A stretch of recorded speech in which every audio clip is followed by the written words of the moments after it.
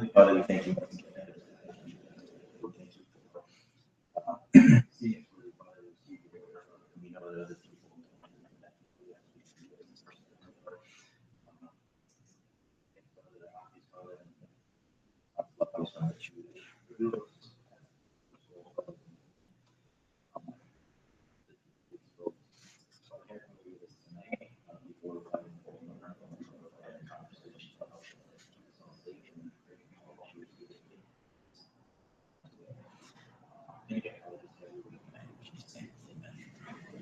all right. It's kind of, to me, an interesting topic. And I'm going to start with my customary how do we do reading. So how'd y'all do with reading this week?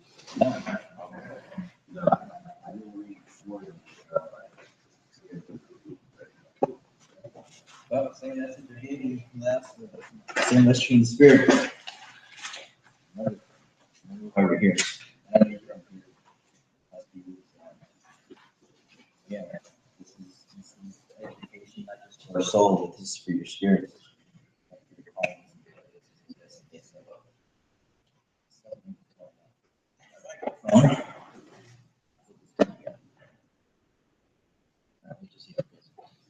Okay, so what do we know so far as the components of prayer? We know it all begins with your communion, right? From your communion, we know that everything has to be in order, right? So once you're in that community intimacy and you have collaboration with the Spirit, from that outflow your thanksgiving. That's where you get your gratitude and your humility and we talked about last week. So now that we got Thanksgiving out of the way, what happens next is confession. That's where we are right now. So let's talk about our impressions of things. So confession out of it before we get started. When I say we talk about confession, I'm not talking about what do we think about? What we hear. Okay. And your concept is going to vary based on your heritage and your decisions, right? My environment, my heritage taught me that confession was made unto a priest. So if I wanted, really in the Catholic world, confession is one of the sacraments. You have to do it periodically, otherwise your sins don't be forgiven. And then when you go in there, you tell the priest, and he tells you what you have to do for absolution. So whether it's, I remember one guy said to take. So if I did that and I said X amount of prayers, this and that, then that was going to be forgiven by God, right? Is that true? The short answer is no. But there are elements of truth to it. I mean, there is truth behind confessing your sins unto man. Now, if you read this week, you would see what that, when that was necessary and when it wasn't necessary. Because there are times, well, we have to understand what has to be confessed and what doesn't. So let's look at the vitals of confession. So we already said this. It comes after communion and then Thanksgiving. So what's the vital difference between biblical and secular confession? Because if you don't know, then you're not going to understand the role of guilt and shame, and those two things have a major role. And if I don't know the difference between biblical and secular confession, then guilt and shame could really ruin you. Because one thing that keeps people in the past and keeps people from doing things, quote unquote, doing things for God, or doing what they know they're supposed to do, is shame. So how many times do we say to ourselves, I know I should be praying, I know I should be reading, I know I should be going to church, I know I should do whatever, but we don't because we're ashamed of what we've done. For me, that's, I want to say that happens pretty frequently. In other words, shame is supposed to have that effect on you, but it's supposed to have an effect on you, but not that effect on you. So here's the thing with shame. We're going to talk about shame in just a few minutes. So shame can cause you either to go to him or run away from him. And we saw that from the very beginning. There you go. You know, how many times, I mean, you can find a lot of instances where people ran away from God. You know what I mean? So here's another one people don't think of. Judas. Judas knew what he did was wrong the moment they arrested him. Now, Judas had his reasons for doing what he did, which were logical to some. Yeah. But the reality was Judas could have asked for forgiveness. What did he do? Killed himself. So the problem with that is you don't have to. So, all right, so let's look at guilt. Guilt and shame. So what is guilt? It's the holding of yourself or oneself responsible for the commission of an offense against another party. So in other words, I sin, I realize it, and now I admit I committed sin. So let's look at some of the Bibles. Guilt, and you have to know first, biblical guilt only comes from the Spirit, right?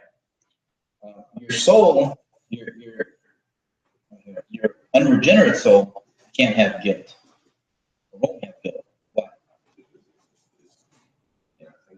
Because he's unregenerate, he's not going to ever admit that this is what I did wrong. If he was able to admit that he did something wrong, well, then guess what? That's not the unregenerate part of the soul. That's the regenerate part of the soul.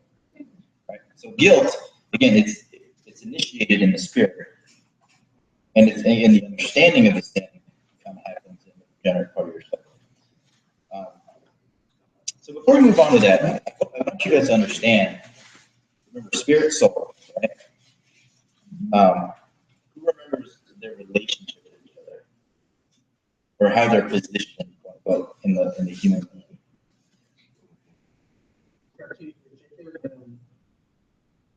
Kind of. They're separate, however, they're intertwined. So put in your mind, or the image that I always use was a double helix. So remember when you look at a strand of DNA, it's twisted, right? So the spirit and the soul are twisted. They're intertwined. That's why sometimes it becomes hard to tell the difference between the spirit and the soul because they're so close to each other. And then to complicate that even further, you have the regenerate soul and the unregenerate soul. Now, from a purely technical standpoint, they're separate. The spirit and the regenerate soul are separate. But from a practical standpoint, your regenerate soul is the same thing as your spirit. Why? Because your regenerate soul is influenced completely by your spirit.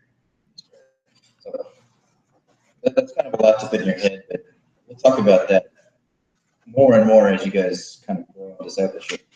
But just keep that part in mind that they're twisted, and unless you're in your unregenerate or your regenerate intellect and emotions, it's hard to tell the difference.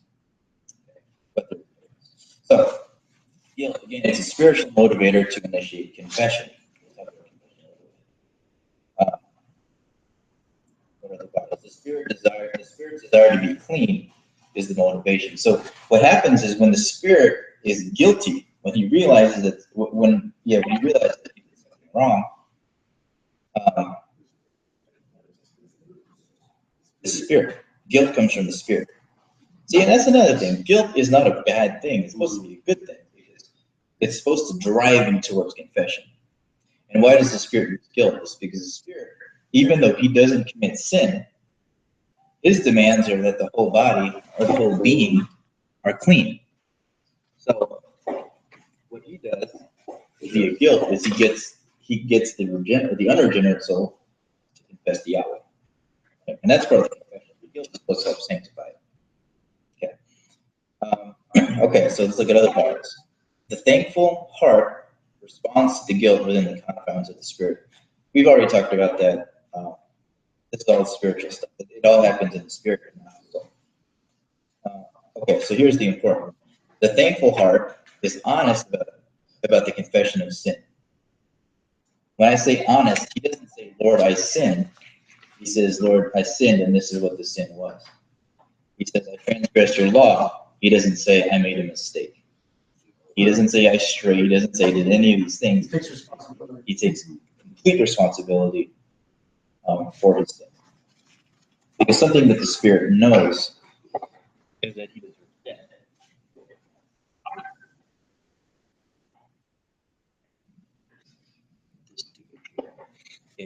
Like I said, complete responsibility. He does not fudge the details. And confession, or biblical confession, rather, as opposed to secular confession, always results in the admission. Again, we're going to get to that. Okay. So another Bible. The awareness of personal guilt increases with the awareness of written law. So the more that you get educated in the law, the more that you mature in your walk, the more the more guilt you actually experience. Right? So when I was younger, there were certain things that I didn't understand. Like for me, tithing, something as simple as tithing. And this is a conversation for you guys, but it's me. Is I found out when I was a believer, or the way I thought it was when I tithe on what? The net. Yeah, I used to think, okay, you tithe on the net because that's what you see. But then I found out later on, wait a minute, giving to God what is God, giving to Caesar what is Caesar. So what was the reality? The tithe was supposed to be on the gross. Yeah. So as legalistic a person as I was, and as I can still be, yeah, that I felt extremely guilty. But before that, was I guilty? Oh, no. Right? It depends on the era of when you committed the offense, whether the Mosaic. Okay, but we're all under. Yeah. So I wasn't. Yeah, I still was. What was the difference? I didn't know better, so he took care of that.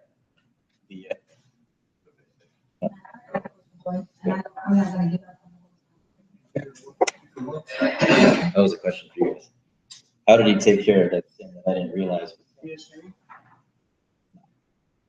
You and I have talked about this multiple times. I mean, and then you have to submit to change and do what's right, not your way. What does God do about the sin that you aren't aware is? Oh, you have to be forgiven like on new moves and stuff like that, stuff like rush. Okay, true. There's a word. The word says that's very important that you know. It's so for the G, grace. See, there are things that we don't know we're doing. How can you confess them? I can't confess something that I don't know. So he covers you with grace. But grace shouldn't take you too much further. Once you learn, and again, in this case, like once I learned that, okay, I was sinning in this area, and there's a lot of different areas, that was just a simple one for me to use. Once I learned that, grace is no longer sufficient for me because, again, I had the awareness. It was no longer, I can no longer say to God, I didn't know. Okay. So for a business, if you own a business, Okay. When you tithe, it should be on the increase, right? And I know, like, if somebody pay me a paycheck, I pay on the gross. But if you have a business, would it be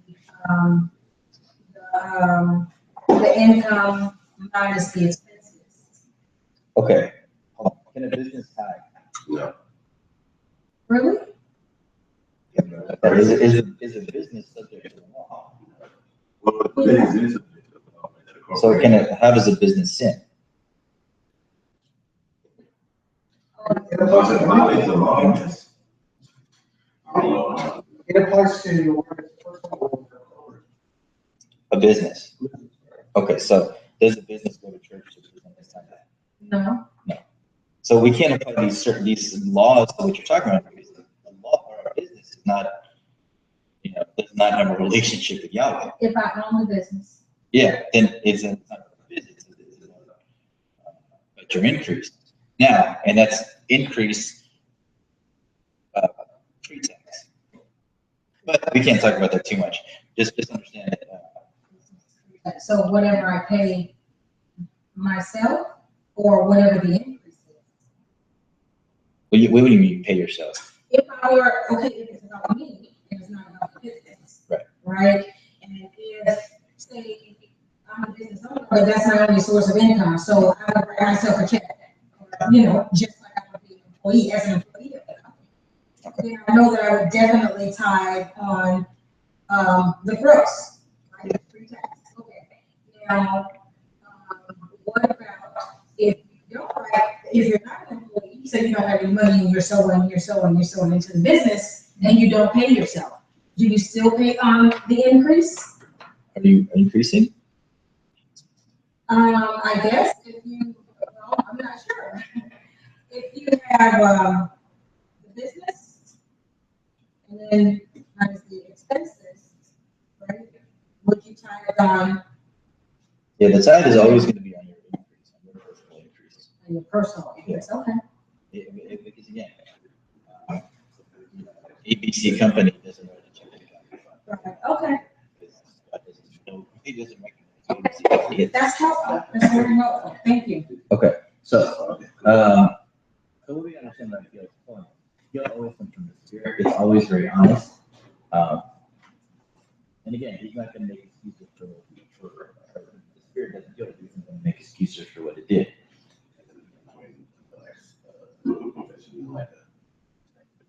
Well, with secular guilt, you can feel guilty but never confess. Because you see it all the time. You see people. Let's just say, for example, O.J. Simpson, right? Let's just say. We're just talking about the case. Now, whether he was, assuming he was guilty, he may know in his mind that he's guilty. He never confessed that he did it. Is he still guilty? Yes. Now we have to God. If he doesn't confess it, he benefits. No. See, because with biblical confession, there has to be a public acknowledgement of the sin. So what's shame? Shame is the negative emotion of wrongdoing and our ego responsible for the commission of the offense. In other words, it's in the soul. Shame happens in the soul, and it's emotion. Negative emotion. If we all know, I used to define shame, but we all know what shame is. It's just that feeling of being ashamed, for lack of a better term. So the Bible is ashamed of the person who and shame is a sole motivator to initiate confession. Again, even though the spirit has guilt, the spirit is not required to confess. Yeah. So I can't. I mean, he doesn't have the personal sin in the body, right?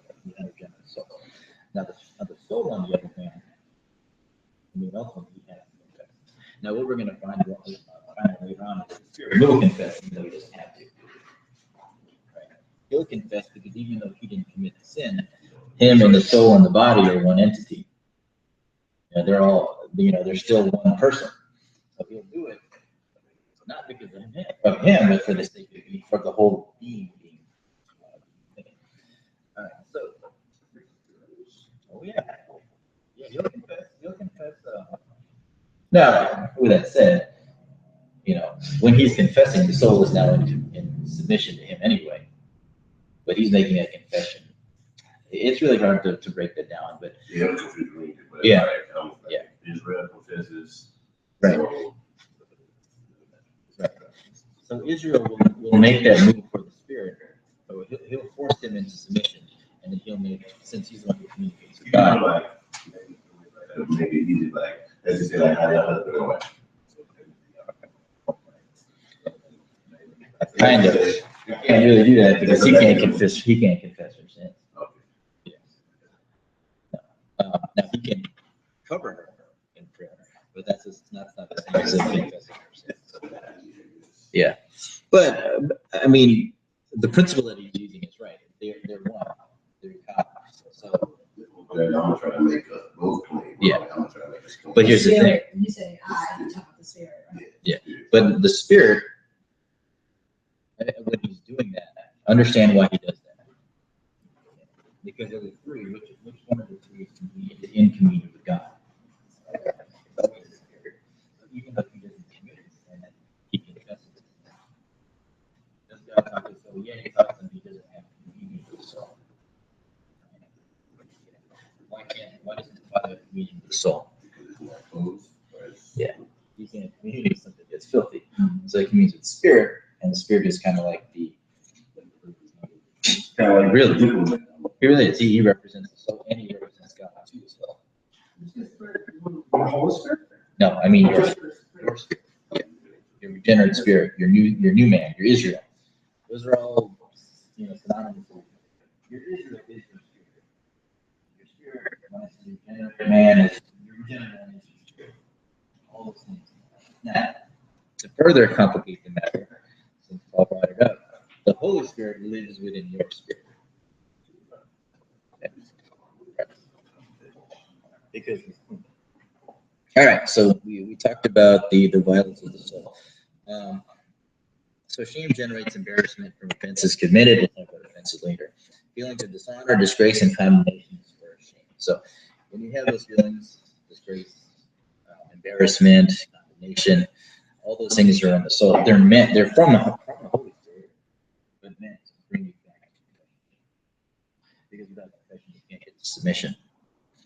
All right, so let's talk about biblical versus secular confession. Now, what's the difference? God and Satan. Right? Okay. So like.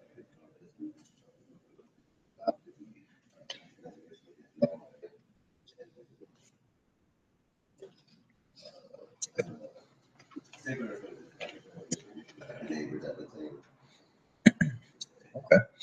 Here's the main difference. It's the difference between biblical and secular confession. Is what happens after. Oh, yeah. So what happens after the confession? If I confess something, all right, back to OJ. OJ went, purely hypothetical. He killed his wife, killed Ron Goldman, and he confesses it. In the secular world, that's it. He just kind of goes to jail and does his punishment. In biblical confession, there's always going to be restoration made. So, and we're talking about, in this case, we're talking about man. So if I stole from Justin, I confess, okay, I sinned. I sinned against Justin. I stole, or yeah, it's a legal offense. Now, when that happens, there has to be a restoration made because what's the point of confession? Again, and we'll talk about later on how we can't always limit confession to just prayer. Confession has to be made between people because we offend each other all the time. Yeah, it's to restore the relationship. Because once I stole whatever I stole from Justin, what happened to the relationship? Yeah, there's now a breach. I created a break.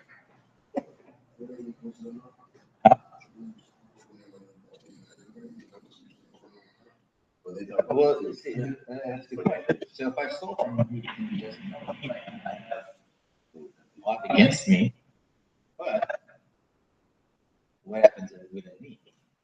The breach is still there. Yeah, well, here's what happens. You go. You still experience the things that we just talked about. I have guilt. I have shame over what I did. And so there's still a breach. There's still a weakening in that relationship. If I'm seared to the point where I can steal from my brother and it doesn't even bother me, to really consider where I am. The reality is, if I'm at that point, we're probably not going to have true fellowship. That's just the reality of the matter. If I'm just taking advantage of you all the time, whereas either you're really naive or somebody's faking. So again, in secular confession, Justin, I stole. That's it. Yeah. See, in biblical confession, once I go to him and say, this is what I did, fence, I have to make restoration. And you'll find out even in the biblical days, you go back to Leviticus, there was a formula for that. What if the person who said doesn't know? There's still a breach. Yeah, that was the question they had. There's still a breach on my end.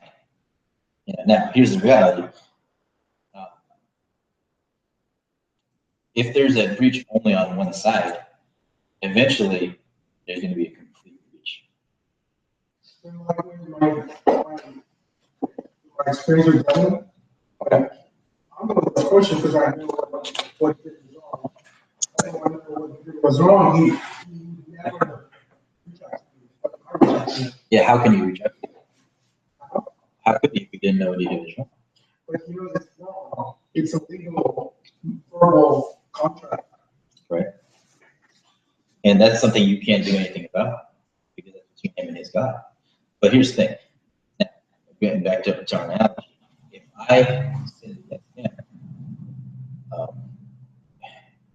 we're just gonna have to go this direction. We're gonna have to start talking about forgiveness. If I sin against you, I have this responsibility to go to you. I sinned against you. Yeah. Biblically, if there's restoration made. Yeah, if I don't make restoration, then, and that's just something that's weird. Flip side, if you sin against me, right, and I know about it, see, here's what a lot of people like to do. They just like to overlook it. Or they like to say, oh, it's under the blood, or, you know, you have to go to the other. See, when the moment somebody offends you and you're aware of it, what does the scripture say about your offering? If you have ought against your brother. Huh? No. Yeah, before you can make the offering, if there's a breach, you have the responsibility, okay. Before I make my sacrifice to him, I have to go repair this breach. But,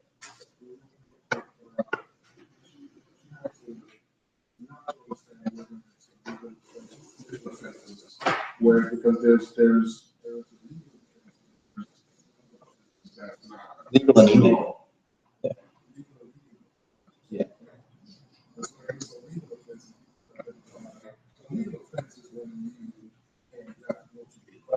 Now, here's a legal offense and here's an illegal offense. I punch you in the face. You're legally offended. I punch Christy in the face and you're offended. That's an illegal offense because it wasn't directed to you. So you can't get mad at me because it's something I did to so-and-so. You know what I'm saying? And that's part of what gets, it does. Yep. People will get unjustly offended, and here's what the enemy loves is, and this is how he plays believers against each other, is we get so like, what's the word? One of our brothers in the church, and it's something compassion. It's a misplaced compassion. We have this misplaced compassion. We get offended for other people, and now what happens is now there's a breach between me and you. You know, It's illegal. It's illegal because something I did with her. And now he's taking my offense against her and got you with it too. Because now there's Yeah, but no, it's chaos. So when you understand that, now you can understand. You have a legal offense and then you have an illegal offense. Yep. If it was a legal offense or an illegal Yes. offense, and then for you, if it was a legal offense, now you have to go to that person, right? if it's a legal offense. If it's a legal offense. I mean, a legal offense, I mean. Yeah. But if it's an illegal offense, you have to look at yourself, right? Because you can't go to that person because. There's nothing to go to. Yeah, right, okay. if your offense is with my wife and you punch my wife, expect me to punch you back. But, you know. Oh no, and I'm not saying that he shouldn't. I'm not saying, you know. Yeah, we're talking about legalities here. Now, but here's the thing, and that's a good point. Because now he punches me in the face, and now he's offended me.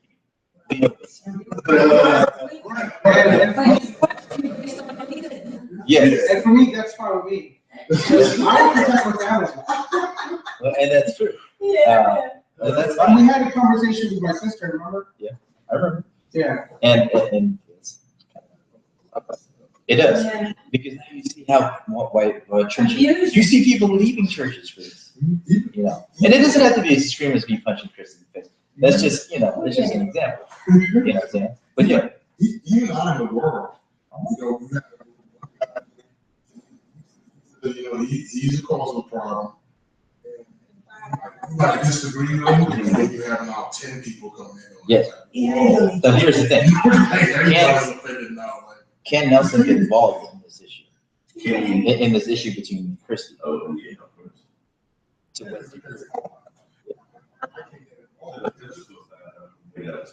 No, I mean, I'm assuming we do everything right. Let's say, what's the limit of Nelson's involvement?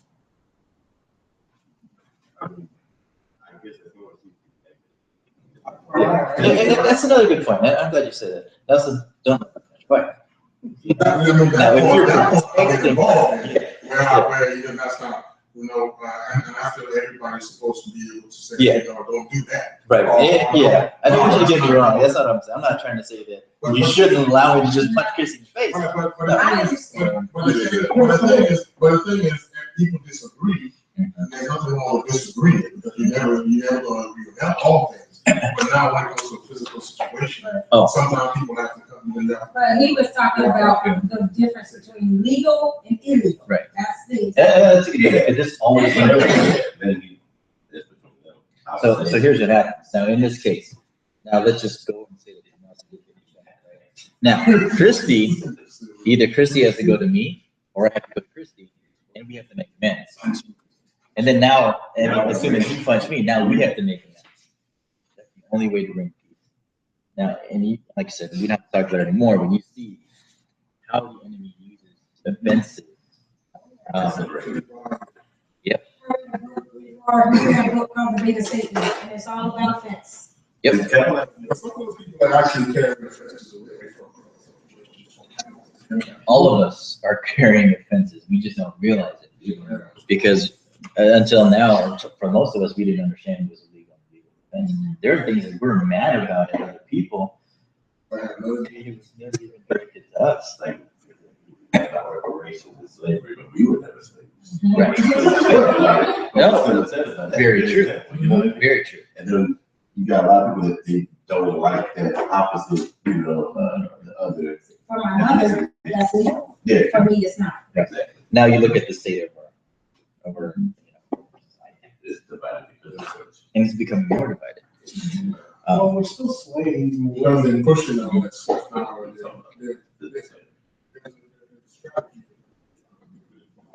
To divide people. That's what they're doing. They're doing that on TV and all Yeah. that kind of stuff, you know. Understand who's behind all that, guys. Just It's not the government. It's the enemy.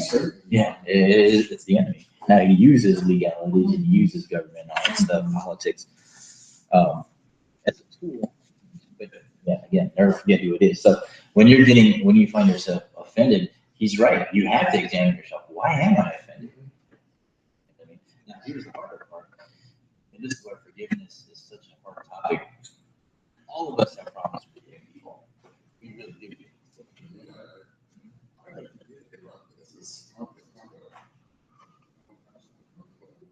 Yeah.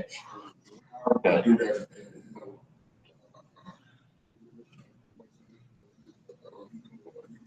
So when I know the difference between the two, Yeah. then it's a lot easier to understand what my part is. Well, you would think it does.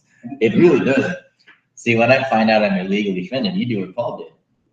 And Paul, and he is, yeah, no, and he does what everybody else says. I'm going to do this because those are my values. Now, from a human perspective, those values are there's nothing wrong with saying, to protect your family. From my perspective, well, you have to understand. But here's the Lord. It's his. Not only that, it's the, when I somebody else, because I like the not only do I not believe it is his, I get mad at him because he doesn't exact vengeance the way I want him to. Yeah. That's a real problem. That's the majority of people's issue. That's what determines a lot of believers in the Mhm. Like Joe Linder, Okay. he's a, I mean, died early, and yes, his issue with that. Oh, wow. That's a illegal offense. I've seen like in news where, like a perpetrator killed someone's kid, and their mom would visit the perpetrator and So to forgive them. in prison and would forgive them. Like, like even they weren't going to press charges or anything, but the whole would happen. They forgive them right on the spot. Yeah. Like, for me, I don't know how I can do it. When Robert died, I'll give a good example. Robert died, I know some things, but I'm not going to mention it here, but,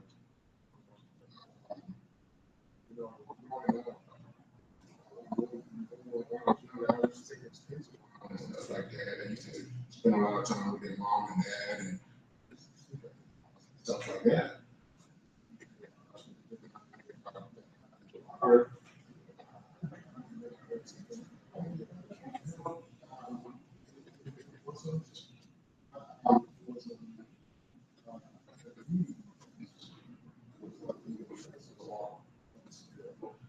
I'm still thinking.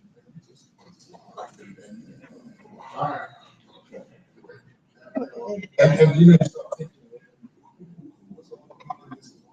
stuff, and you get to the place where you. That's what you want to avoid. To your point, it is, I mean, to react is natural. When it starts getting out of bounds, you start going different directions with it. That's what you're getting into trouble. You know, I mean, that's what anybody in the body. I'm not the best person in the world. I can honestly say that. But when I see brothers and their families and stuff like that, now I'm like, and the reason we I avoid don't that. even know how I would respond. I mean, I've even thought about responding. Robert or my brother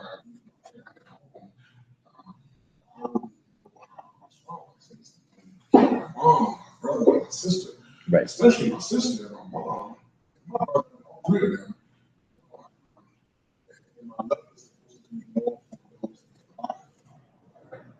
which I mean, what I mean is, you know what I'm talking about. They're my first family. You know what I'm saying? Well, see, here's what you want to see. You just don't want to. You just don't want to get involved in all of, I heard about because that's how we get to it. Is being hurt and then responding in all kind of crazy ways because of the hurt are two different things. So like same thing. In my case, I just I just have to trust that the Lord knew, and I do trust that He did. Obviously, I do trust that Robert and I had conversations like that. But I trust that. And that's what matters. You get something called up. My wife and I talked about the other day. Yeah. And it kind of. It was like,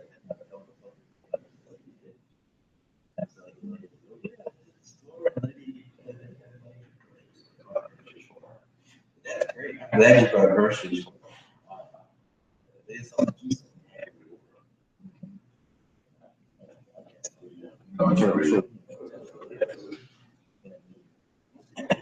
So it's a in a different way, obviously. I have to trust that He's going to give them their just reward. Hit their just consequence.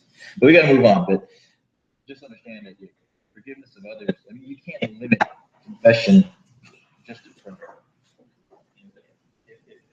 Your only confession comes in prayer time to God. So if I my confession is only limited to me, Lord, I stole from Justin. That's it. What's God going to say once I confess that? tell Justin. Yeah, now go repair that bridge because there's something coming. His biggest weapon, his most effective weapon against people is creating breaches. Creating bridges Holes. or breaches. Yeah, because if he can create a hole, if he can create a breach, and let's say that you four are assigning spots. We all are in this case. Okay. That's the piece over. 2 feet.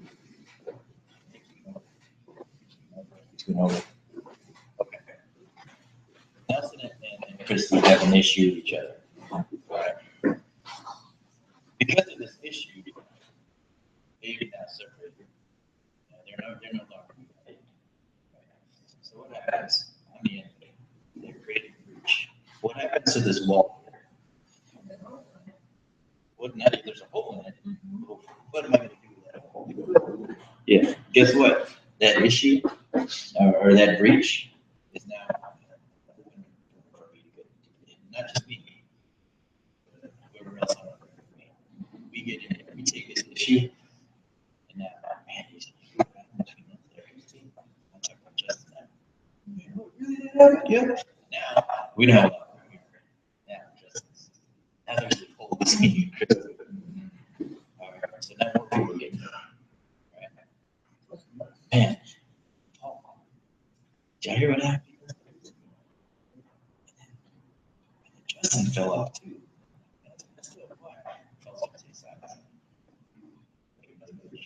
So now we have this wall. Used to be a wall. And instead of having one hole, we have one huge hole. And I think about it, all right, once they reached that wall, it was done. You know, they were done with. Because the reality is there are a lot more demons than there are humans.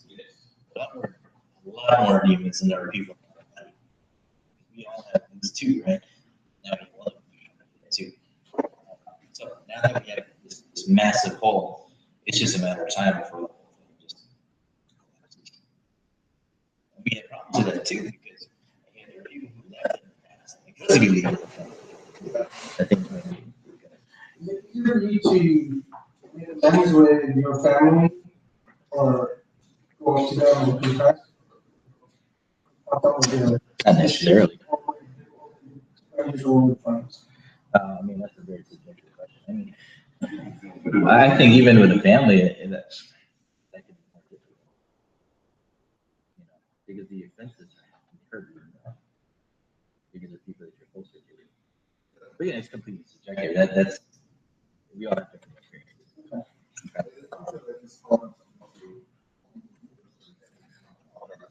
It's harder for not to go to non-believer. Yeah, like, because I remember, you know how to reciprocate. I don't know how to apologize. So, Yeah. and sometimes, okay, Yeah.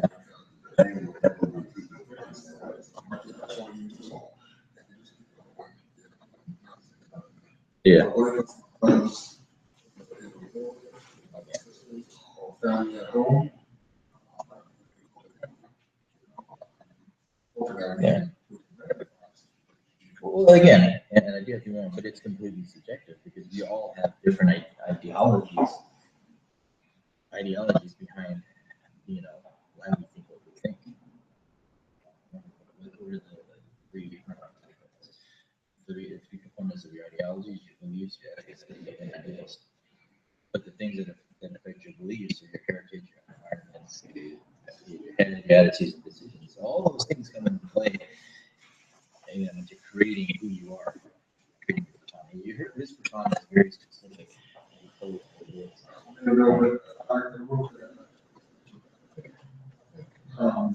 Since I've been so offended and hurt by people in the world, I don't know the Lord. Not necessarily, I just don't know the Lord. I find out how I go and invest in that. Right. You know what I'm saying? Bad behavior.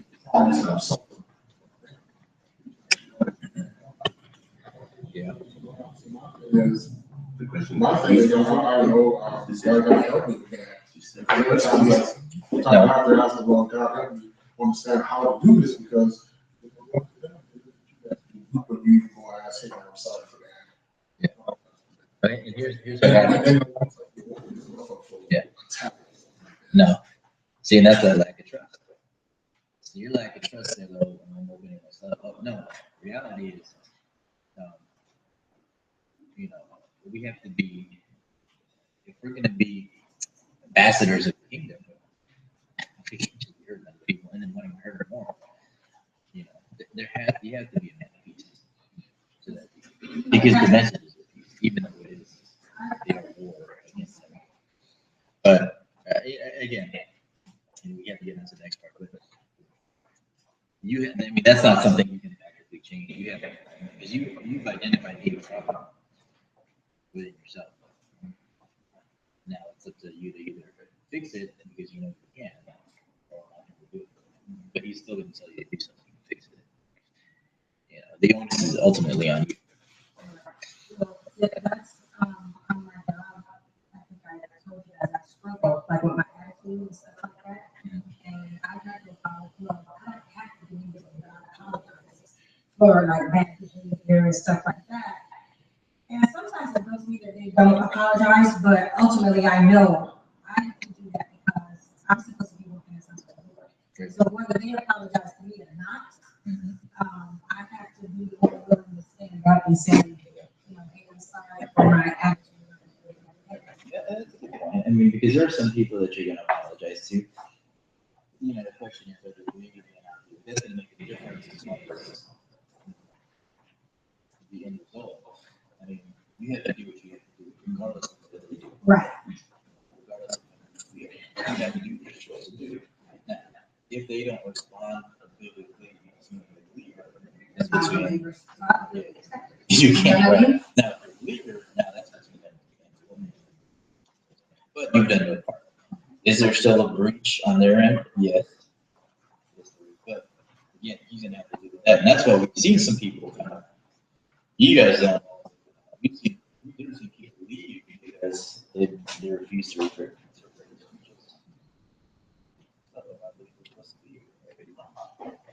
All right, so let's look at some more vitals of guilt, shame, and confession. So guilt and shame have the unique ability to force the aberrant and unregenerate human soul into submission. We talked about that. We've been talking about defenses a lot. And what's the difference between a defense and a transgression? That's something. The transgression is against God, right? Defenses are strictly, if you don't mind. I don't mind. You know, yeah. Okay.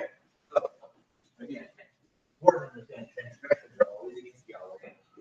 Well, offenses are against man. You can't really elevate an offense to transgression. Because I can't. Yeah, I can, unless the offense was a transgression, sometimes it's not. We'll talk about it later. You know, when you have out against your brother, he's always going to tell you to go to your brother. Okay. So I think that's the basics of transgressions versus offenses. Let's see if I missed anything. And Justin brought up a point. The era of the Torah determines the definition of transgression and offense. What does that mean? The era of the Torah. Okay. So whether it's patriarchal, Mosaic, or gospel, is going to depend. Is going to determine the difference. Of the transgression and offense. Okay. So it's not really law yet. It's just gonna be an offense. But once it's written biblical law, it's a transgression. So prior to Mosaic law, you really had an issue with confession. You know, I was about to say, but it's about the adultery thing, about how like, because before it was just a physical offense and then now like a visual, spiritual offense. Well, because prior to really even this period, you know, let's say, you know, what, people see sin and that's bad. The sin is in the heart. So, you can back that, right? Other people should do it, and since it wasn't good, it's all right. Right. Now, the reality is, I think everybody can have it if we don't think that's true. Anyway.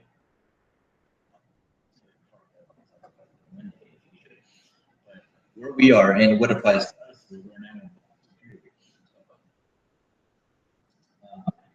Scripture says that if you, and Justin's talking about this, that if you want that woman in your heart, you've already been adultery.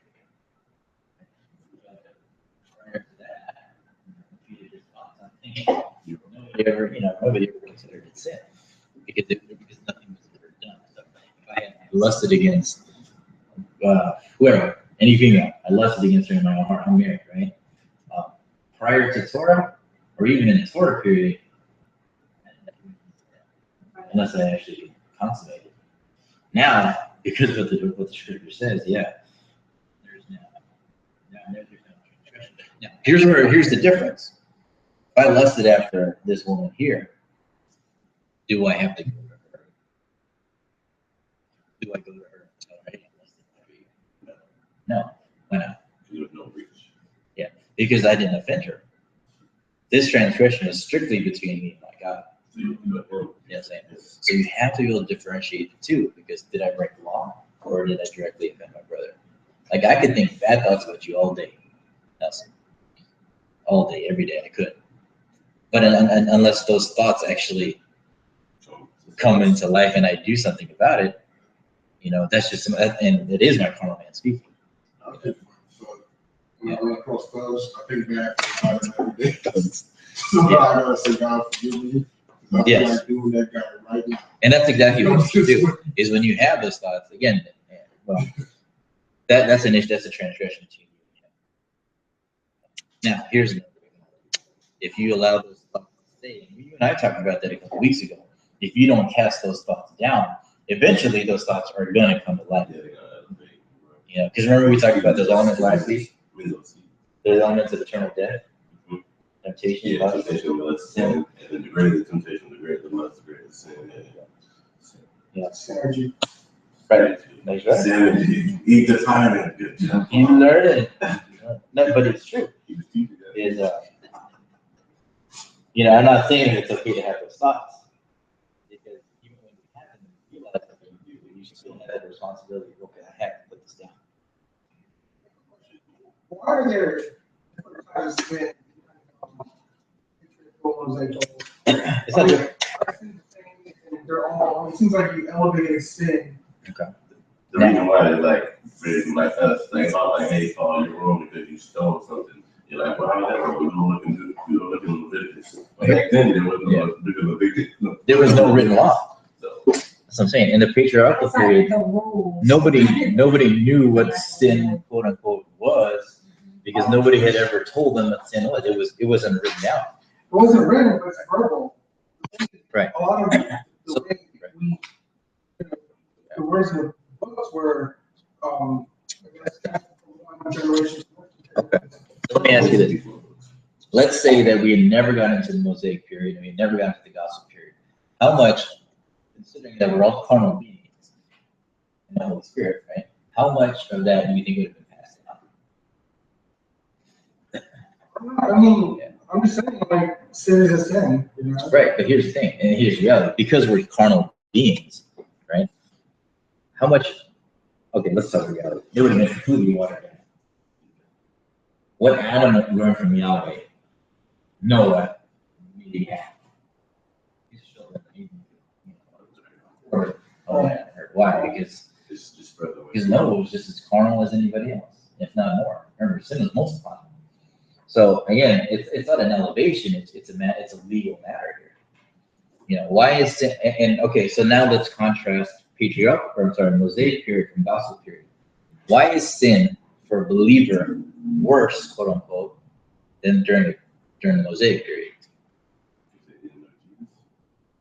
True. Well, let's take it a step further. You see what I'm saying? I mean, basically, right? You broke the first commandment. No. Because we have something that those in the Mosaic period didn't have. No, we have the Holy Spirit. Yeah. So as the Holy Spirit is residing as He's raising our spirit. You're from the Holy Spirit. you have the power of the Holy Spirit to not sin. They didn't have that. That's why they always had to have the Day of Atonement. Their Day of Atonement, had they not had the Day of Atonement, I mean, by right, they should have been all killed on the spot. Yeah, the Day of Atonement was to cover them because they didn't do anything about sin. We don't need an animal to cover our sin because we have the Holy Spirit. So why is there an elevation in responsibility? Because we have the Holy Spirit. We have the law, not only written, but it's written in our hearts. So we have advantages that these guys never had. Even when Adam walked with Yahweh, Yahweh never lived in Adam. And this is what I talked to you about, I think it was either last week or the week before.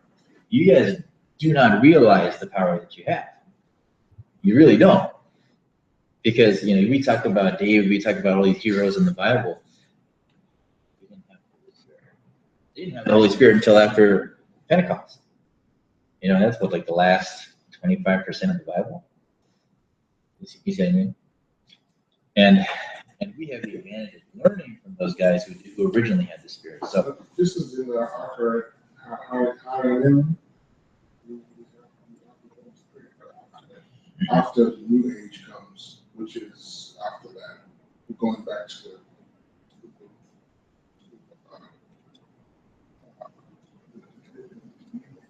the new, what's after the our tribulation. your spirit doesn't die. He doesn't leave your spirit. Put it that way. I mean, if you're asking for recycling back, no, we're not. When this age is over, the only part of you that's dead is the fleshly part. Sanctification of your soul will be complete, and your spirit's going to go to his actual home. So, is it going to be a different reality? Yes. Is it going to get worse? No. Okay, so we're talking about transgression and offenses, right? So we understand the difference, right? Transgression against Yahweh, offenses against man. So the word confession comes from the Greek word homologeo. Homo meaning same, logo meaning word. When I was first coming up in this DIT, we were taught homologeo meant to say the same thing, right? So what was the application? It meant that when I confessed, I was saying the same thing to him. In other words, he said, I'm guilty, and I was agreeing, yes, Lord, I'm guilty. I said the same thing the Spirit said.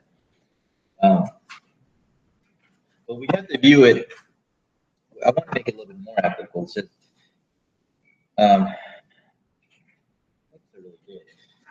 I'm telling him, and I'm treating sin the way he does. The same way that he's disgusted with my sin, I have to be disgusted with my personal sin. So when I confess, I'm saying, yes, Lord, this is what I did, and I'm renouncing it. Not just saying I did it, but confession cannot be divorced from repentance. What's repentance? Confession is turning away from it. It's not just turning away from it. It's turning away. It depends like who you were, changing your mind, changing your No. Well, that's part of it. But see, if I just turn away from it and look at it, that's just half the battle, right? Because all has to happen. Right? Yes. So here's what confession is and repentance is. Then the turning away, and then the walking away. Turning and walking. Yeah. See, repentance is really going back to where you came from. You're supposed to be from God, right? I got here because I walked away from Him. I did reverse repentance. I walked away from God and went to my sin. Now I got to do that. So confession, turning away. Well, yeah, the confession is the acknowledgement that what I did was sin. It's the guilt and the shame, it forced me to go and say, Lord, this is what I did, this is the truth about it. But confession is nothing if you don't repent. So, write this word down because you're going to need this later on. The word is teshuva. Teshuva.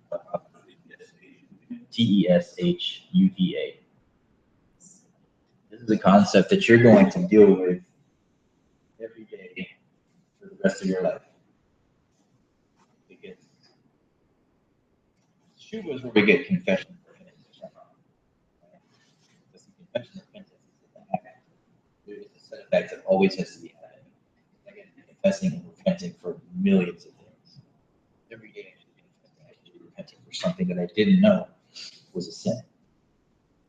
So, homologeo.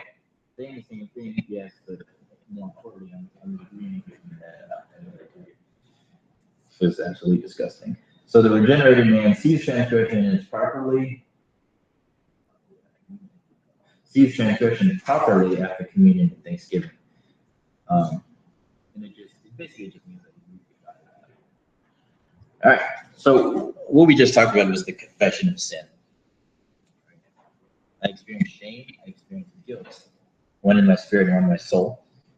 And those two emotions or those two things forced me to agree with God that what I did was disgusting. I confess it, and then I turn around. You'll really talk a lot more about teshuva and repentance when you do the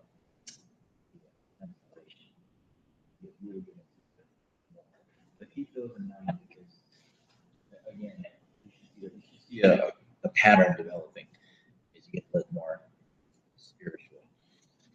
Okay, so we have the confession of sin. Now there's a second set of confession that you have to make.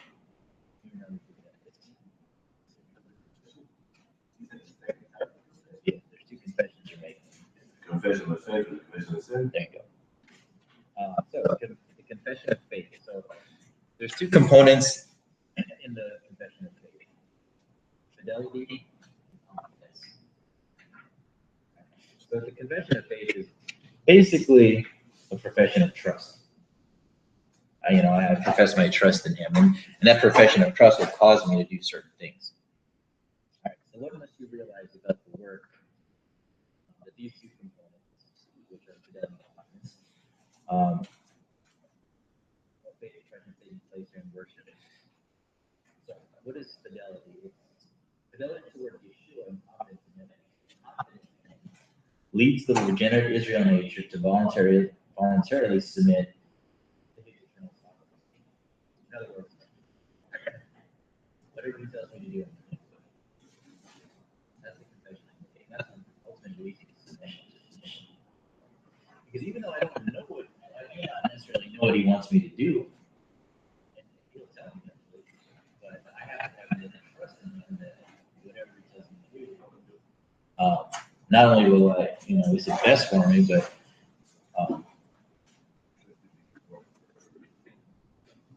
you can if you do it with report. But I do it just because I trust Him. He's going to take care of me no matter what. All right. So what is fidelity? It's a public pledge to Yahweh of external faithfulness to visible obligations, duties, and observances. One of the hardest things, I shouldn't say hardest, but maybe not now, one of the hardest things for people to do is really put away some of the stuff that we did in the other Christian circles. Easter and all those traditions that we all grew up with. Here's what fidelity does. Fidelity knows its creator, and fidelity understands its benevolence. He'll pledge faithfulness to do those obligations because he trusts that. He trusts that, for example, when Yahweh said to do these as an everlasting ordinance, he actually meant it. So when we talk about these festivals, and I use it as an easy example. We talk about Sabbath. See, a trusting heart knows that, okay, Scripture says it. He's benevolent. Even though it may not necessarily make sense to my unregenerate soul, I'm going to do it anyway. And He's going to do it until it starts to make sense to his soul. So how many of us, I know I did, struggle with Sabbath? We're doing it, yeah, or whatever, doing Sabbath instead of Sunday. Yeah, I remember, yeah, because that's where we came from. Nelson was with us when we used to have Sunday services. He might even have been there when they were doing Christmas stuff. I don't know if he did yet.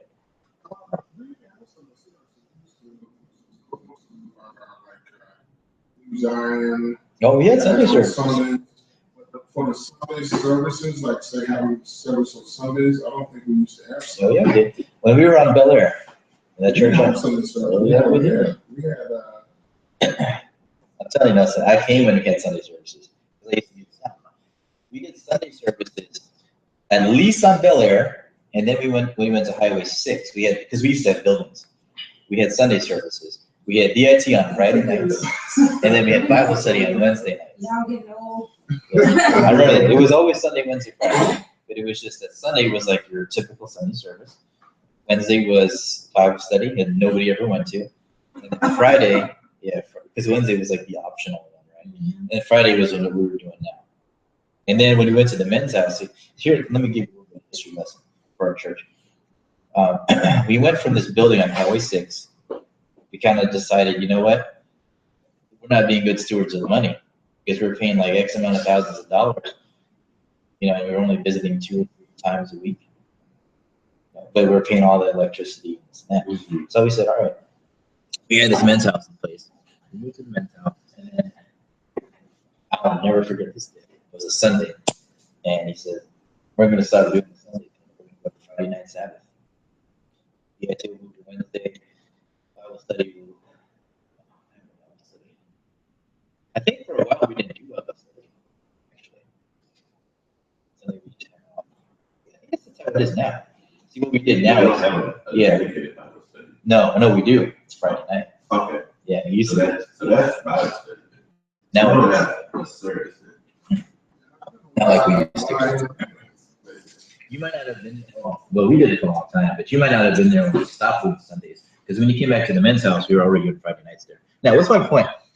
Like, we had a lot of people there that were faithful to the church. Most of us were faithful to the church. But when you saw those changes made, you should see these faces, man. Hannah's there, she'll tell you.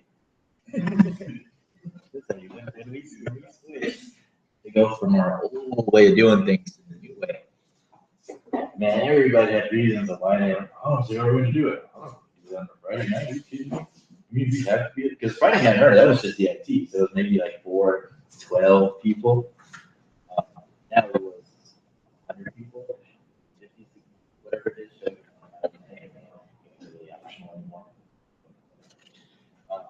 But what happened is that fidelity, that confession of trust, that had to really be in effect because, I mean, imagine this, and Nelson knows this. We were having church in a house. You know, there's just a little bit bigger than our house. And you're fitting 60 people in the house. Tell me about parking. Where was everybody parking? On that street, and everybody hated us because we were taking up all the street parking, right? It caused a lot of problems, but again, we had to understand this is what the Spirit wanted us to do. That was part of our transition. Mission band. Mission band, but no, there was a place before Mission Band, if I remember right, on Mission Band. And then we kind of went to the church at Sunday, because we went to those nine, we went to certain churches, we went to on Sundays. And then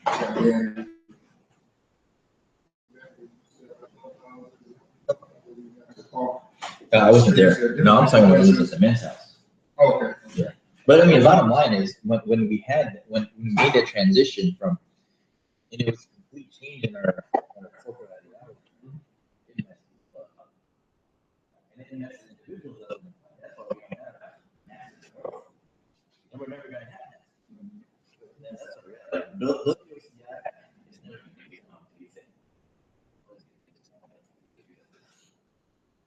For people that made that drastic change, most of the people that we have are either homegrown, or people that didn't go to church, or people that are in between and are lost and haven't been to church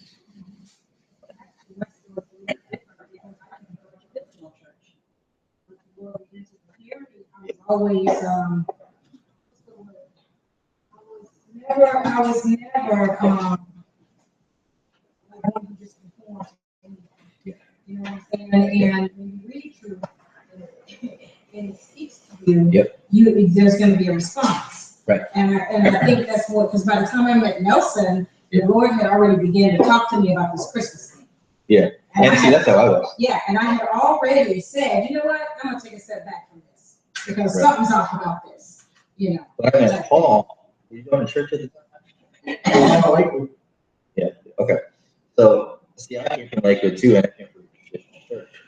And I'm kind of like you, when that seed of doubt kind of introduced itself to my spirit, I was like, well, I shouldn't say doubt, but the seed of truth. Mhm. That's when things start changing. But for most of us, it's something traumatic or something. It's traumatic for my family. Well, we didn't even talk You about know that what I'm today. saying? It's Or traumatic yesterday. for them. They don't understand it. I don't try to force them to understand it. And normally the approach that I take is, you know what? I'm not trying to force anything on you. Right. But this is where I'm at. And so all of us have to make this confession because there is a sacrifice involved. I mean, I know it is for you. I know it is for you, Justin. We all have to make some kind of sacrifice to follow after what we believe is truth. You know what I mean? With us, like, this was back in New York, and we were some kids.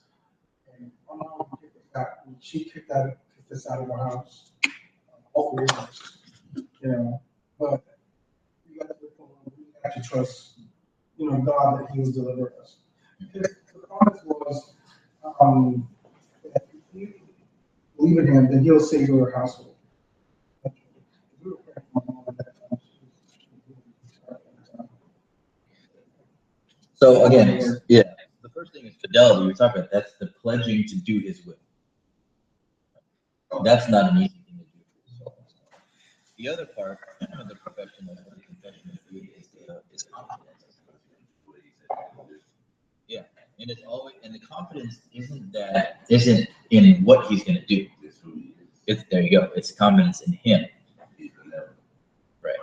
And that He's omnipotent, omniscient.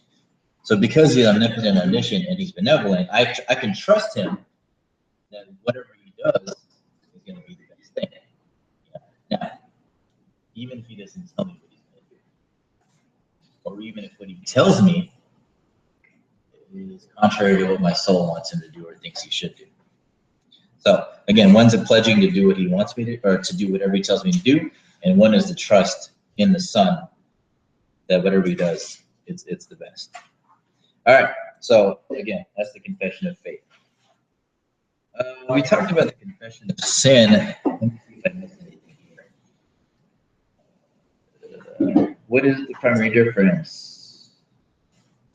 All confessions of sin regard an important issue, sanctification. We talked about that. I don't know. I go by my You get talking about like.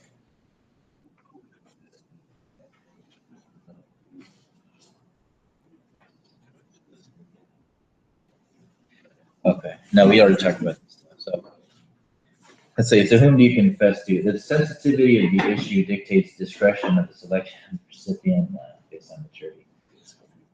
Nah, no, you don't with that. It does. I mean, I'm like, I was so confused. Like, I was like, okay. So I'm confessing about this wrong that I did, like this transgression that I made. So do I need to come and tell y'all, hey, look, man, no, this is the transgression I made? No, transgression. Okay, let's clarify that. Transgression is always between you and God. So if it's transgression, then you have to confess that to Him. All same. Well, okay, what we're talking about is the object or the recipient. If it's an issue between you and me, that's an offense. So if there's an offense, you have to come to me. Because even if you don't, and you confess it to Him, He's going to tell you.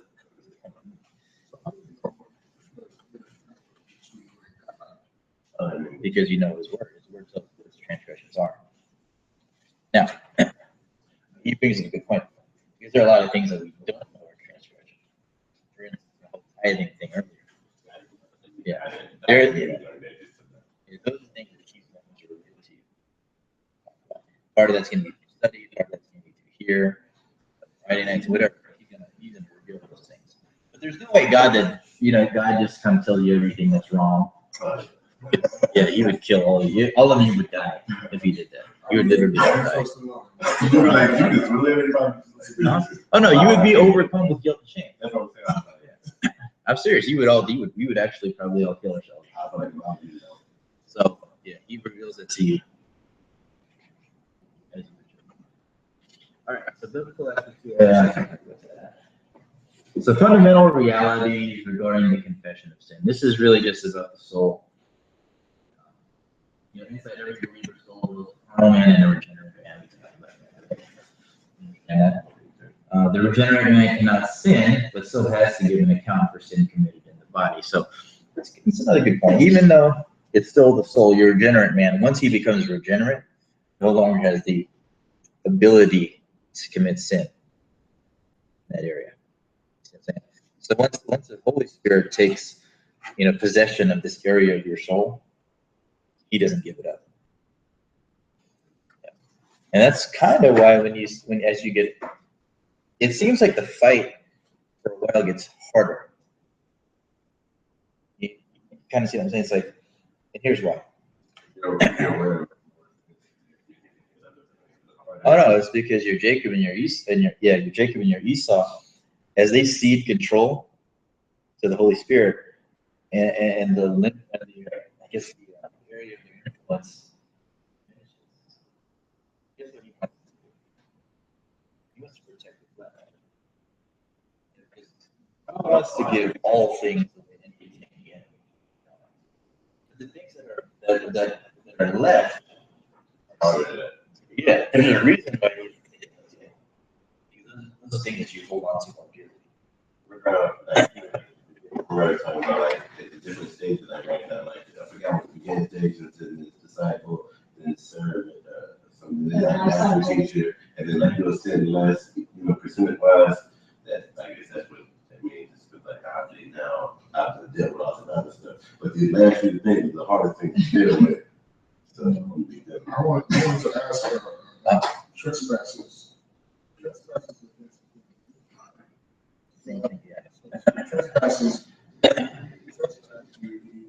That's between you and another person.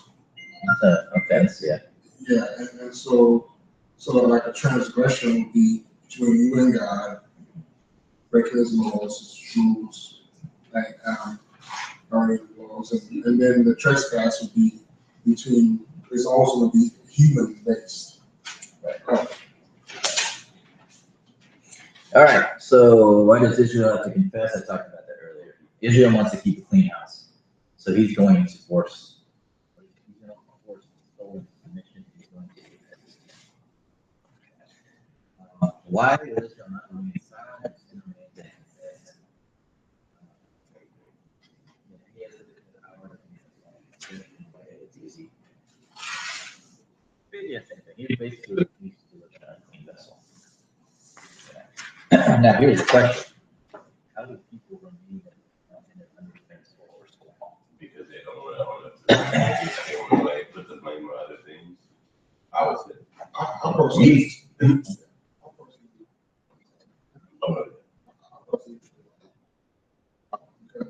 some things are required of you. Sometimes I confess certain things.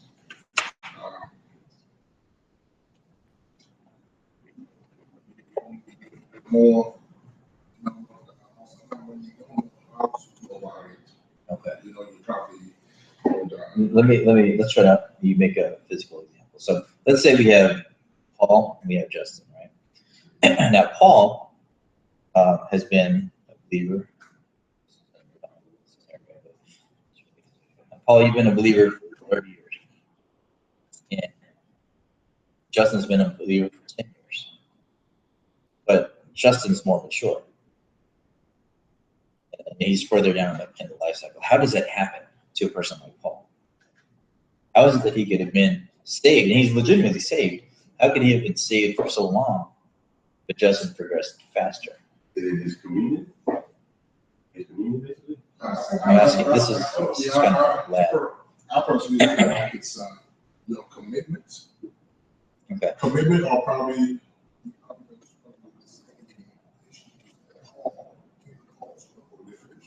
some situations are tougher. True. For the process of long term. Okay. To you know what I'm saying? Yeah. Versus versus something that he might not be dealing with. Okay. That's easy for him, To be at peace with people might be easy for him all his life because maybe he had a father and a mother that actually instilled that in him or whatever it is. That's a really good point. Now, again, it's a controlled environment, so now let's say that they have the same exact issues. Yeah, and this is kind of, let's see where you guys are at. How would that be? How could it be submission? Yeah. Well, I mean, if Justin, Oh, I'm sorry, I don't mean to cut you off, because I'll let you finish. Kanye, right? You said who? Kanye. Oh, you can use it. No, I'm gonna let her finish, but. Oh, yeah, yeah. Okay. I want you to finish your point, but for, I also want to kind of limit this to the scope of Israel, Jacob, and Esau. But no, finish what you're saying. I mean, I don't know the details, but obviously someone who is ultimately submissive to Yahweh would grow, right? The Lord, I'm sorry, versus someone who is unsubmitted. But I mean, I don't know all the intricate details. Okay. So that's good. Now, so then the question becomes, why is he not as submitted as Justin? The nature of his confession, right? Well, we're talking about Jacob, Israel, and Esau. Oh. So it's horrible, man. We're talking about Israel, Jacob, and Esau. Yeah. The natures. And then because there's something that I want you guys all to see. Israel being in control versus Jacob and Esau. So if we have the same, all right, we're dealing with the same issues here, and they both have an Israel nature, why is it that this Israel nature is seemingly so much stronger than Paul's? Doesn't have to do. It could. I thought it would have to do with everything. Yeah. I mean, all of this last class, where like the greater your communion would be the greater your thanksgiving, which True. would be the greater your confession, which would be the greater your submission. See, here's what I'm trying to do. I'm trying to introduce another element that you have to consider. If you look at Israel, Jacob, and Esau as people, just like any other person, that person will get stronger. How does a person get stronger? How does a person grow? So the reality is when Paul What are you just feeding? okay, here, let's look at reality. By the time, and then let's say they started at 20 years old, right? It's the legal age of salvation. So they're like 50, yeah. I use Paul because Paul doesn't fight. So I like his persona. Now, he does fight. I take that back. He just doesn't fight in class. So now, his Jacob and Esau have been alive for 50 years, right? They've been alive for 30. So they're well fed. In both cases, they met against the Lord at 20. So that's a lot of years of feeding, you know. And now Israel's introduced into their spirit. How old is Israel? Yeah, he's 0 years old. So Israel is going to have like a disadvantage because you're talking about a 7-year-old versus a baby. The difference between the baby and the Israel and the Jacob and Esau is the baby has divine power. However, that divine power is encased in a baby body. So even if you know, a baby body, regardless of his divine power, is still a baby. So now here's the difference. And somebody brought it up. It is an issue of feeding because your Israel is only going to grow when you feed him. Right? Now, Brother Jeff asked this question about years and years and years ago, and I'll never forget. And I say this because I got this right. He went around the whole church. Right. Well, he went around the Bible study, and he asked all the same question: was what does Israel eat? What does he feed on? Yeah. Okay. So the more discipline, the nature as well, you know, to reading his word. what do you think he feeds on? I'm just saying all things. What they both learned from, what he learns from Jacob Jacob and so. Okay, what do you think you feed them? Oh, that's right. I was saying, all things we got, all positive things. Like the work we do, the word, being disciplined, being faithful. Just a generic answer. What you got? No, it's true. Truth? Nelson?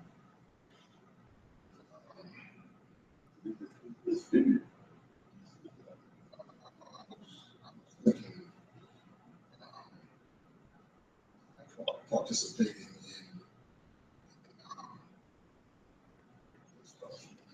in.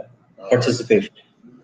Let's keep it simple. The different levels that I talked about, that, you know, where you have to go, same to substance.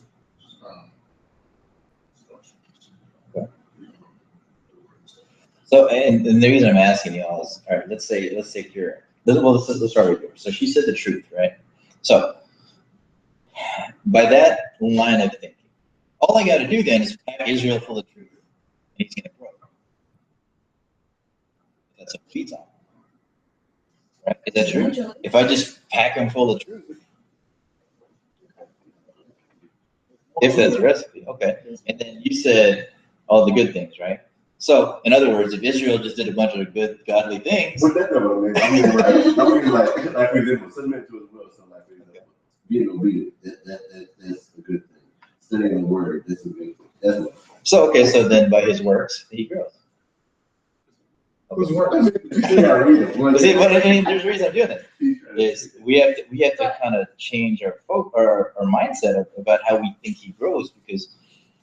But go ahead, ask your question. No, because I'm listening to you. Uh-huh. And I was trying to keep it separate too, but I mean, you also have to respond. True. In order to grow. You can't just, Okay. because you can have it all up here and do nothing with it. Nelson, he said something about participation and submitting to all this sort of thing. Yeah. So if I continue to submit, Yeah. then You know, like different levels that Pastor Jeff, even in I'm curious what your answer I'm is. trying to remember how it goes, but then it has the different levels that you, then I think instruction is being one of them. I forgot the other level. so if he remains instructed and he continues to submit, and he's in growth. And I'm not saying that your answers are wrong. The answer is he's a baby, right? I have a baby. He's gone now, but what does Ben eat? He eats milk. But what if I decided to put juice in his bottle? You gotta eat juice. What if I decided to put mashed potatoes on a spoon and feed it to him? You got that.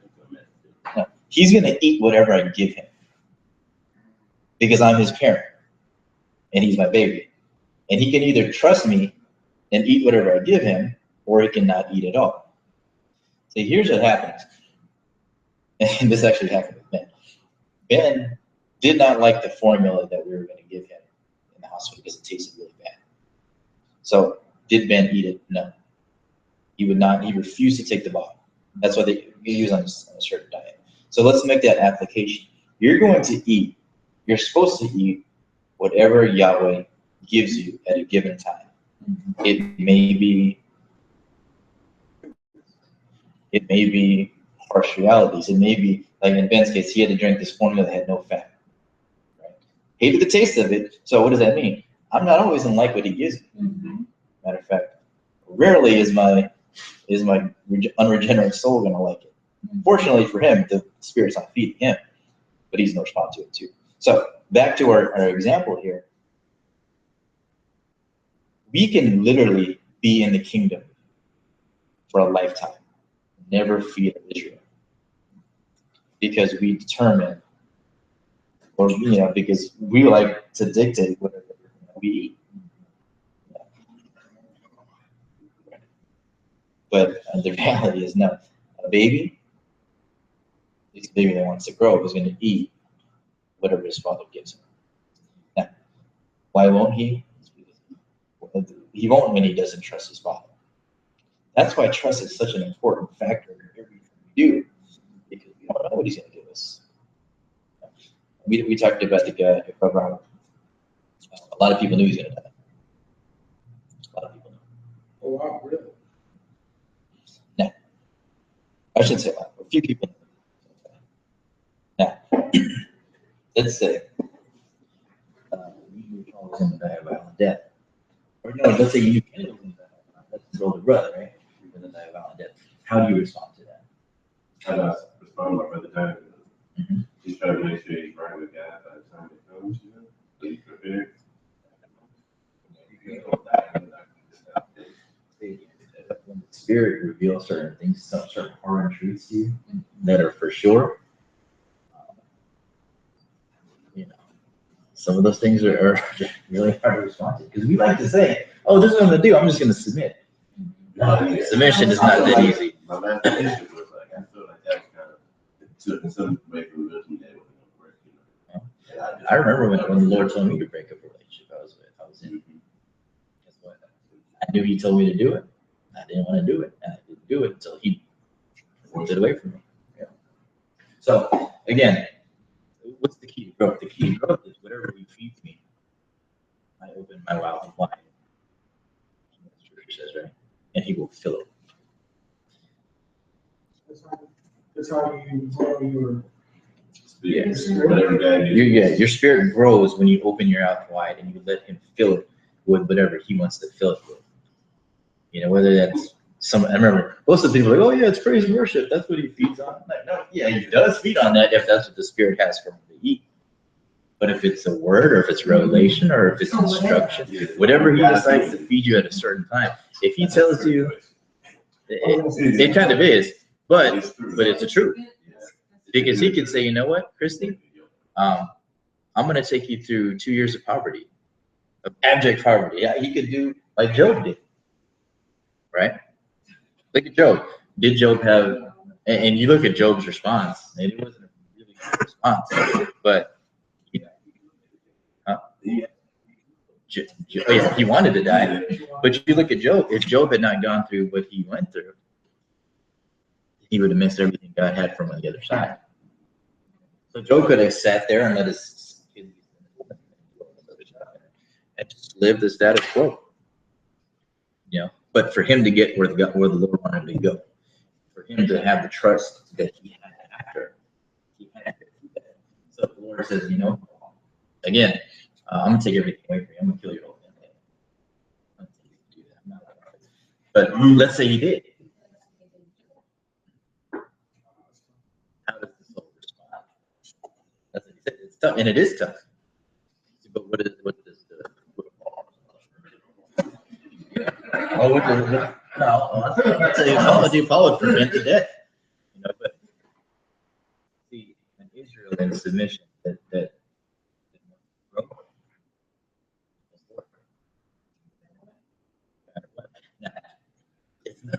It's not that simple. It's not that easy. It was not that easy. right, and then also we'll go to the bar. But ultimately, the answer is yes, Lord. Yes, right. So that's and we're gonna close out in a little bit, but how do you feel like in these holding patterns? 30-year holding patterns, there's no growth, there's no moving forward. It's because they don't say yes, Lord. Mm. Look at Israel. They said no, and they wandered. They didn't walk for 40 years, but they were out of their home. They were out of the place they were supposed to be for 40 years. Because, I mean, let's talk about the truth in the kingdom. There are times when He can allow you to move, and there are times when it's not as easy to move. And that's very important that you answer in season.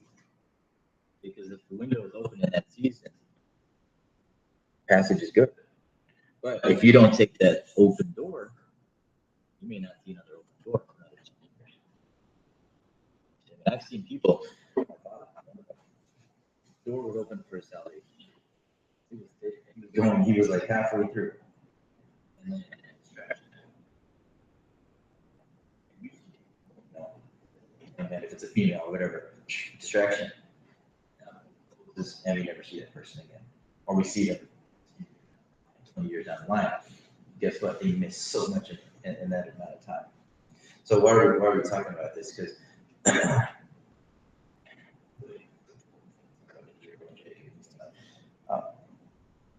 Israel is only going to grow when we crucify our Jacob and our Esau enough for him to see us. for. Because again, he's a baby. Now, the more yeses you say towards God or to God, the more he grows. The more no's you say to yourself, the more Israel grows. So again, trust, you'll always see this concept, trust and self-denial. And trust and self-denial are what's going to cause you to confess. Shoot. So, and again, this is what I told you guys. I've been telling you guys. These concepts you apply not just in this class, but in every aspect of your life. So, these things, again, put them to memory so that you don't be surprised when. Yeah. But again, Also, ask real quick.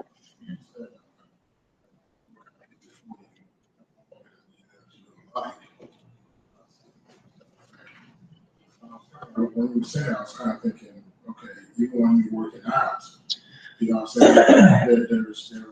There's things you might have to.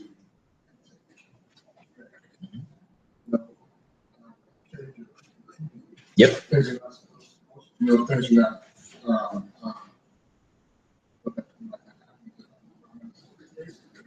But it might help you with your process of that.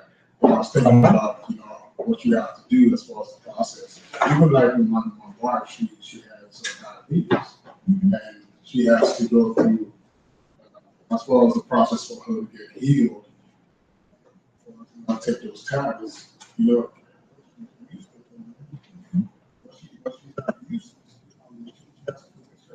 used to doing it if she wants to get healed. Well, let's look at that. Let's take that. If you want to do that, Justin will tell you about this because he tells you and probably all of us can I figured out good for that. So, is if you want to get healthy, for the average American at least, is there has to be a change in your diet. Mm-hmm. There has to be. What's our biggest problem with dieting? Well, that's true. The biggest problem is food. Bad food tastes better. Bad food looks way good. Right. That applies the same to your soul. So even if you know it's bad for you, your soul is addicted to that. I said cocoa drop. Yeah.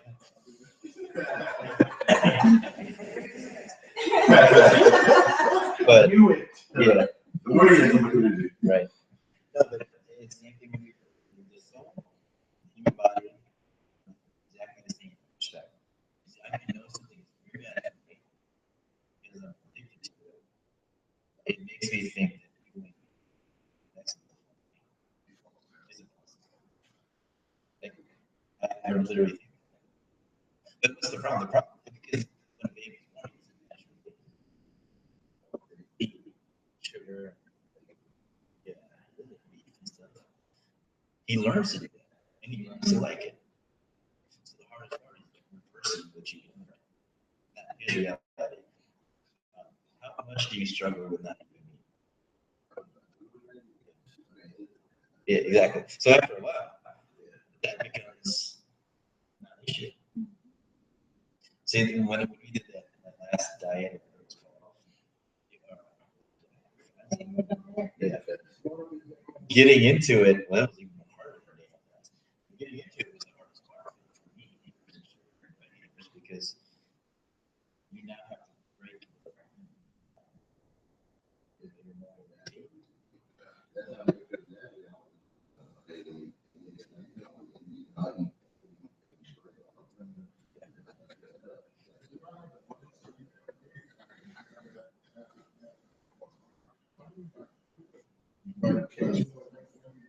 It is.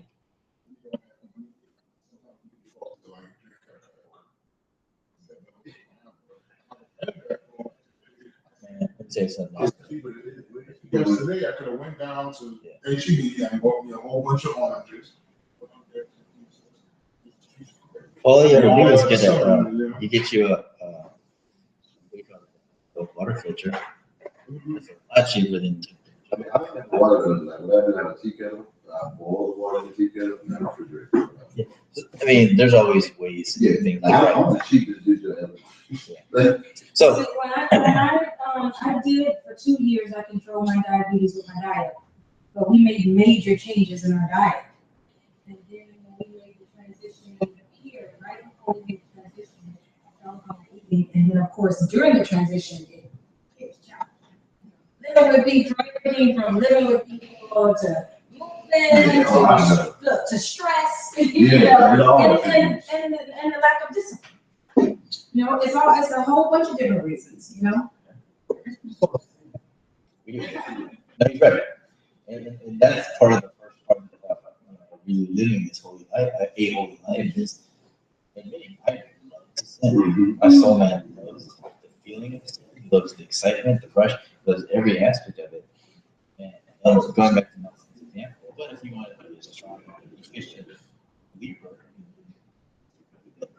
habits. And we can't make excuses for why we can't, because the reality is for those who did that, we found ways to live that out. And it was only 2 weeks. It can be done. This work can be done. It's a matter of perspective change. It's perspective change and self-denial. But like you said, self-denial is just a matter of repetition. See, repetition I can do. I mean, if I can do things in my soul through repetition, I can do it in my spirit when my spirit has the Holy Spirit in it. You know what I mean? I was telling my wife, I'm gonna do the third time. But for me, and this is where you have to know yourself. My wife has the willpower. If she wants to diet, she wants to work out. It's not hard for her. For me, It's hard for me. I'll just do it first. It's hard for me. But what's not hard for me is fulfilling it now. Maybe that's my part. I know it's between me and him, and I'll do it. So for her, well, she can do that in her flesh. It's easy. I have to make a vow. And sometimes you have to do that. If your soul understands that the only way for me to overcome something, whatever it takes, that's what he has to do. That's so funny you mentioned that, because like, why is it so easy for me to do that challenge than trying to lose weight or Exactly. or not? It's like, what's up with that? Because of who you did it to. With her, she has the discipline to do it. With me, I don't have it. I have to literally say, I have to spiritualize it, so to speak, in order to do it. Because her fear made me infant. My fear is violating my vow. But I'm not saying make vows. I'm saying you do whatever you have to do to make sure that you're living that life you have to live. If I have to make vows to do certain things or stop doing certain things, if I really want to live this life the way I say I want to live this life, I want to make these vows. So, with that said, There's something that offended when you have those kind of, when you're making those kind of moves. Because, I mean, for me, it takes a lot more out of me to commit to 100% doing something all the time.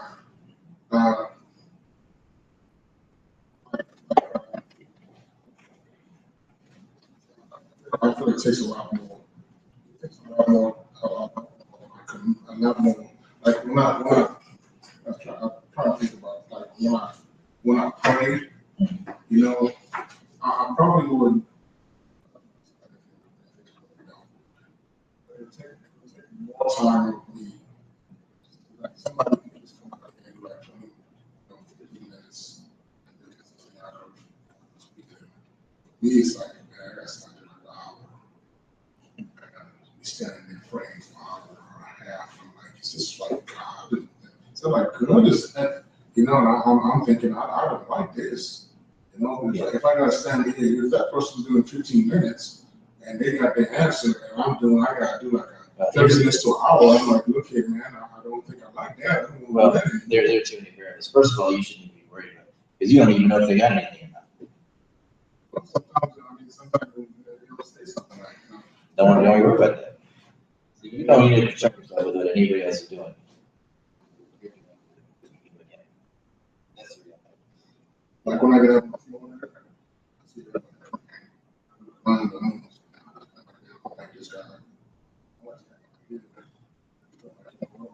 might not hear, have my hands out. Your mind's in the wrong What's place. going on? Yeah, your mind's completely in the wrong place if you're worried about that. See, okay, here's the idea. You should always be in prayer. You should always be in prayer. By the time you get to church, if that's the only prayer you know, if that's the only prayer, I mean, communion, Thanksgiving, confession, submission that you've done, that's problematic in itself. You should come prepared. You know, you should. Then most of us don't. I mean, well, for me, and I'll speak for myself. That's my when I come there. That's a presentation. Here,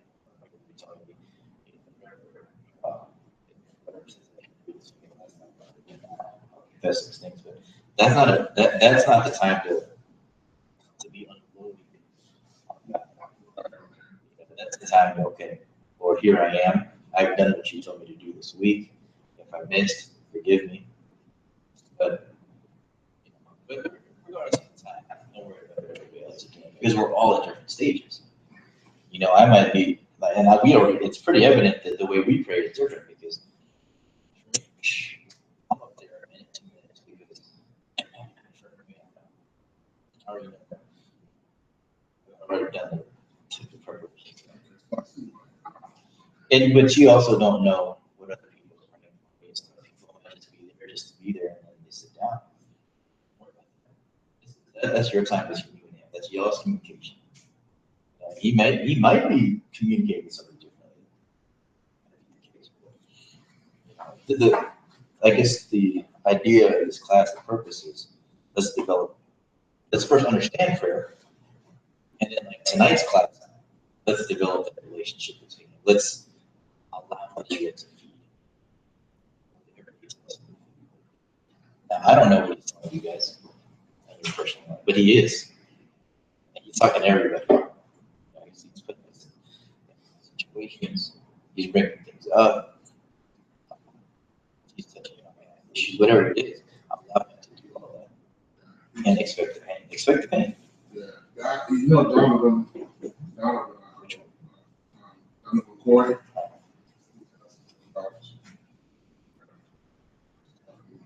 One of the things he was talking about some things that I kind of find similar to what he's going through. Today he asked me about, that he was reading something. I gave him the paperwork here, and I told him, I was trying to do he was reading it. And then what I did was, then he asked me, man, I need this, man. Can you get some of this for me? I said, yeah, I can make the whole lesson for you and bring the whole lesson from the sensors. And so I'm thinking about, because he's looking for answers, it sounds like he's looking for answers. That's what it sounded like to me. And well, Donovan, I know Donovan very well. He's not that happy with it, but he knows pretty well. He knows pretty well. And you will see some people come back. I'm sitting here, I'm like. No, when I say come back, that doesn't mean WCI. That means he'll come back and get what he needs. That goes for there are a lot of you I speak to that are, they know what we're about. They know what we can answer that they need. What we may actually see them here. But the Lord is good. All right, so with that said, because we're already at 9 o'clock. So we understand the confession of faith, fidelity, and confidence. Confession of sin, transgression goes to him. If there's a breach, you got to go to your brothers. We understand, what else we talk about? The spirit, the soul, and the body. Israel, Jacob, and Esau. So we have to stop feeding Jacob and Esau and allow him to feed Israel. You didn't talk about the public confession. Which one? Oh, public confession. One was going to cover. There was something he was going to cover. He was going to address later. Yeah, okay. Let's talk about let's talk about public confession quickly. Public confession does not mean to publicly confess. Public confession basically means that if it's a transgression, I make it known to God. And I'm glad you brought it up. When I transgress and I confess, and I want to confess, yeah,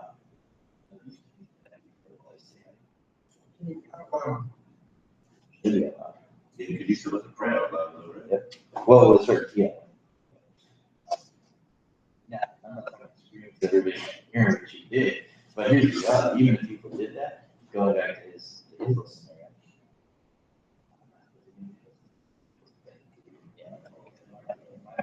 Communication between him, is between me and him.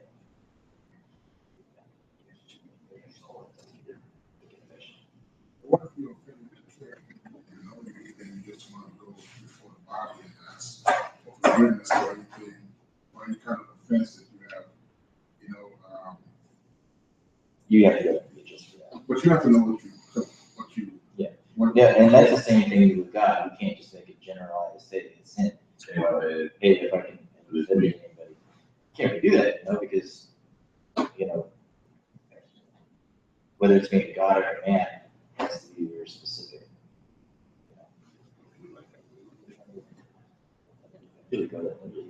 Offended a bunch of individuals that go as individuals. Because some people, if you said something like offensive, Paul might not take that in a bad way, and I may have. Blanket confession does not really work.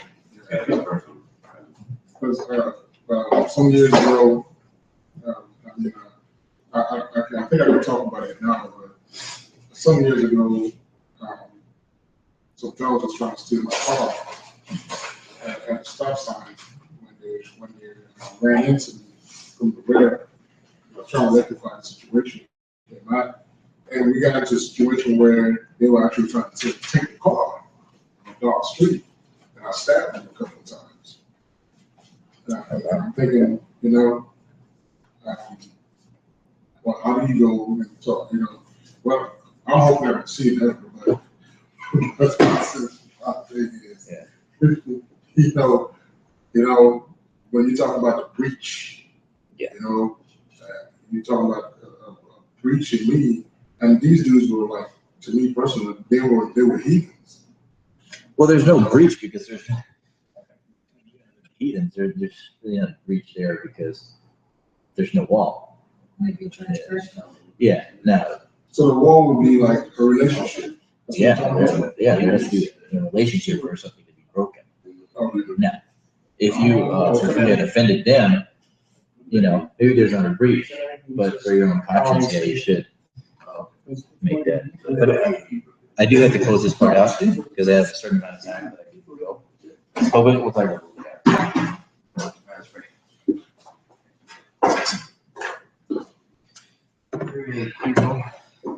Father, we thank you once again for your word. Father, we thank you for dispelling the myths in our souls, Father, for helping us to see those areas in our lives, Father, where we fall short. Father, we ask that you forgive us, Father. Help us to just gird up and become stronger in those areas, Father. Help us to repair these breaches in ourselves and in this body. And help us, Father, to see the transgressions and where we transgress against you. So, Father, we thank you for your mercy and for your kindness, O Lord. And just continue to be with us, continue to teach us, and continue, Father, to make us into the image of your Son.